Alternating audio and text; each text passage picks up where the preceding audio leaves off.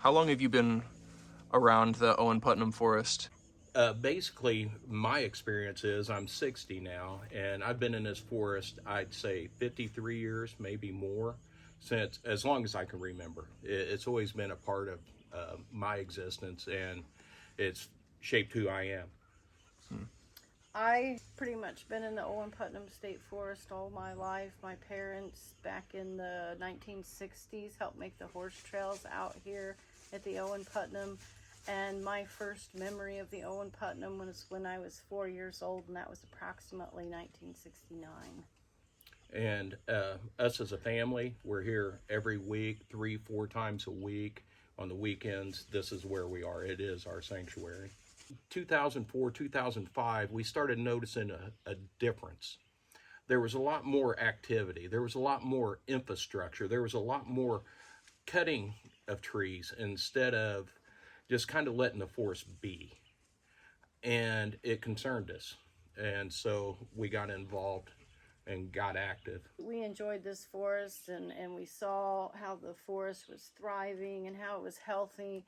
There were horse trails open to the east of here, and since then these horse trails have been closed down. In the 2000s was when we really saw the change. We watched the forest start depleting in certain places, and especially a place that is compartment 8, because the Owen-Putnam is all state forests are divided into compartments. And compartment 8, we could really see the difference of what was happening there because of the extreme amount of timber that was being taken. There's 13 tracks in compartment 8, and since 2010, 2012, there's been 10 timber sales.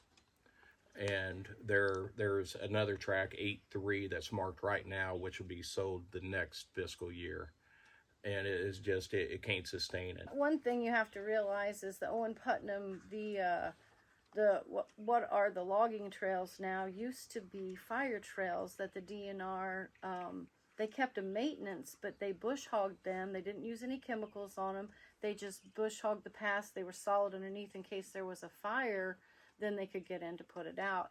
And since that time, through the 2000s, those fire trails have slowly all turned into logging roads. As a side note, there's more miles of access roads, access for log trucks, to be honest, in the Owen-Putnam than what there is recreational trails.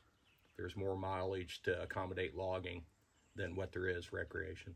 And that's not counting all the skid trails. The Owen-Putnam, which is a little less than 7,000 acres, has really taken it on the chin.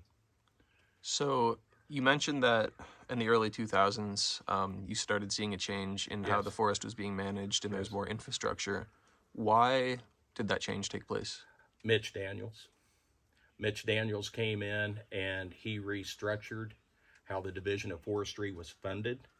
He basically told him, you go get your own funding. I'm going to do a sleight of hand to make it look like I'm creating a tax break. And it put the burden of paying for the forest on the people that were supposed to be protecting the forest. And the only way they can generate revenue, other than recreationally, is by cutting it down. And they have a myriad of excuses on why they need to do that, all of which don't hold water if your objective is anything other than marketable timber leaving on a log truck. And Jack Seifert was put in charge of the Division of Forestry. Bernie Fisher was the previous state forester, and then when they put Jack Seifert in charge, he had a more aggressive management style. He came from the timber industry. And he came from the timber industry. So at that particular time, of the 158,000 acres of state forest property that is public land that is owned by the state of Indiana, out of that 158,000 acres, it used to be 60,000 acres were set aside for no logging, for recreation, for ecological reasons, for the biodiversity of the forest. And when Jack Seifert came into the position, they reduced the area of nature preserves and how it was structured. And at the current rate, only 3% of Indiana state forests are set aside for no logging, and that equals around 4,000 acres. So 60,000 acres used to be set aside to protect for nature, for biodiversity, for recreation, and for the future. And as it stands right now, less than 3% are set aside for no logging. You've seen quite a few timber sales. Yes. Can you talk a little bit about how destructive some of these timber sales can be and why they're so destructive? Well, the Owen-Putnam is, as we've said, a little under 7,000 acres, depending on the most recent data, and that is broken down into 84 tracts. And since 2010, 2012 time period, there's been 37 timber sales and harvests. So that's half of it. If every day I look on the DNR website to see if there's a new timber sale anywhere in the state on state forest land, any new resource management guides, I keep updated every single day. What I noticed in the last 4 years was I wasn't noticing any sales in Morgan Monroe Yellowwood. Good for them. But I was noticing the Owen-Putnam, it seemed like they were ramping it up again. What I found was since 2018, the Morgan Monroe Yellowwood complex, I'll call it that even though they're two distinct state forests, encompass a little over 50,000 acres. And since that time, there's actually 477 tracts that comprise the two state forests. And the last resource management guide that was issued on any of those tracts was the 9th of January 2018. They've had 3 sales since 2018 that affected 3.6 acres. Out of the 50,000, 3.6 acres, and they sold a total of 9,237 board feet. That's the scale loggers use to measure the trees. The total of trees that just on the sales on that 3.6 acres was 72 trees. That's what they've lost. That same time period, the Owen-Putnam, about 6,600 acres, 84 tracts. We've had 7 sales that have affected 592 acres, 1,623,000 board feet, and we've lost just shy of 10,000 trees. So my logic tells me if they're doing it for the health of the forest, this must be the sickest forest on the planet, because there's 50,000 acres just 30 miles from here that must be pretty healthy because they're not cutting it to the nub. And I've got a feeling that the Owen-Putnam's under the bus right now. I think the Division of Forestry thinks that they can come over here. It doesn't quite have the highest visibility as, Bloomington's close over there, so people are a little more engaged, a little more environmentally minded. But they've put the weight over here, and of course there's other state forests, Clark, Harrison, those guys, they're taking it on the chin also. So, but what it told me was that they're having to do it for the health, the improvement and stuff is bunk. We talked to a Division of Forestry employee, I won't give a name or position, high up, one of probably the top 5, and asked, why are they doing this? Her answer wasn't for the health or for oak hickory regeneration. Her answer was, it's in the rotation. That means it's time. That was the criteria. And that just doesn't seem very scientific or moral. The DNR's position is we're doing it for the health of the forest. We have to have oak hickory regeneration, early successional forest. Our position is half of the forest, you guys have manipulated it to that point now. So there's certain areas, the Rattlesnake Campground area being one, that we feel it doesn't need logged. The forest isn't going to collapse if they don't come in and log it.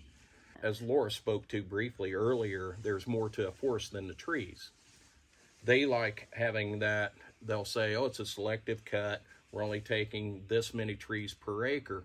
The elephant in the room is the collateral damage. What they don't talk about is running in there with a skidder, compacting the soil, making basically a chute down a hillside that the water is going to follow.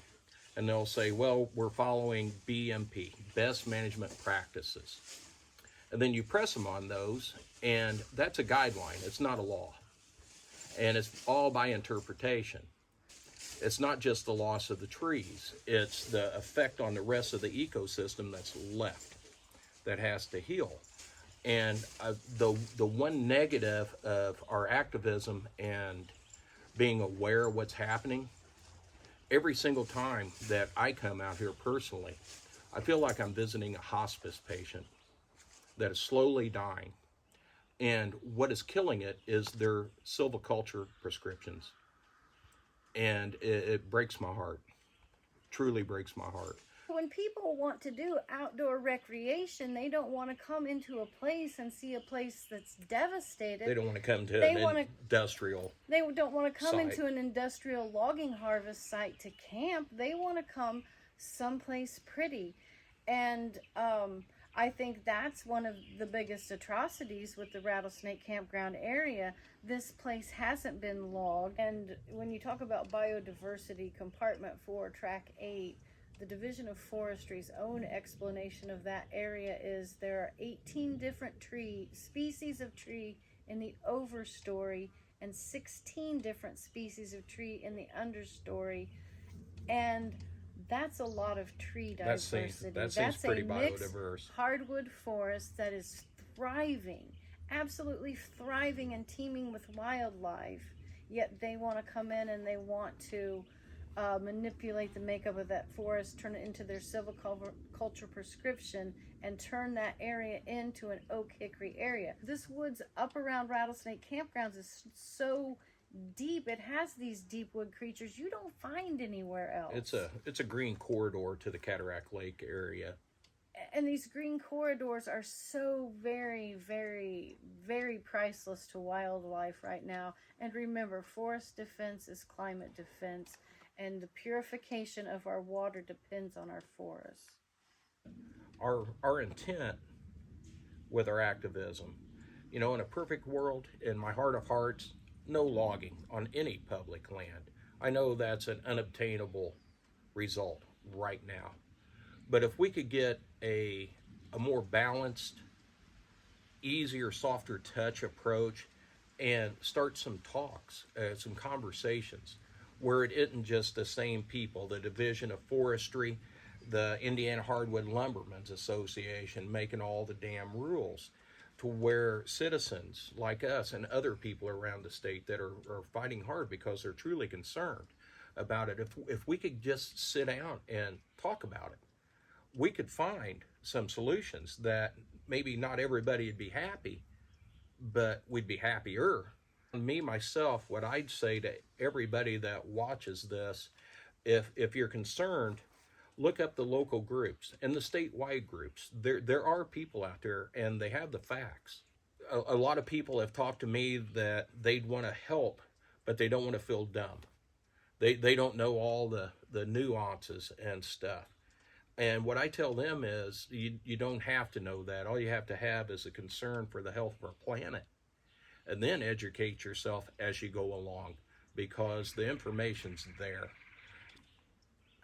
If people want to help, they can go to the Owen-Putnam Friends of the Forest Facebook page. We also have a Owen-Putnam Friends of the Forest YouTube page that has several videos that we have put on it to help educate you about things that are going on here in the Owen-Putnam. I say come out and enjoy the Owen-Putnam. There are 3 great campgrounds here. There's Fish Creek Campgrounds, which has running water.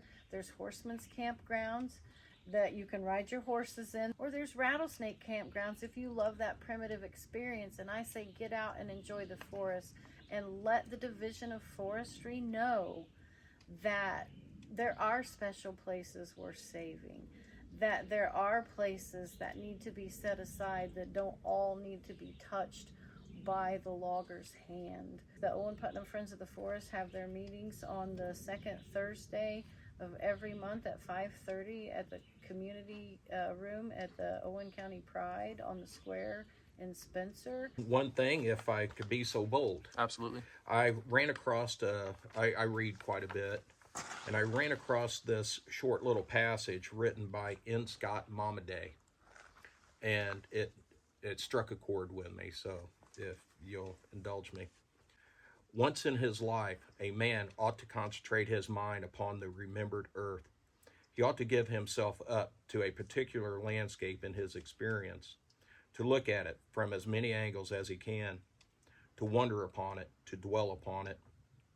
He ought to imagine that he touches it with his hands at every season and listens to the sounds that are made upon it. He ought to imagine the creatures there and all the faintest motions of the wind. He ought to recollect the glare of the moon and the colors of the dawn and the dusk. And that is my experience here with the Owen-Putnam. This is, it's a part of our souls.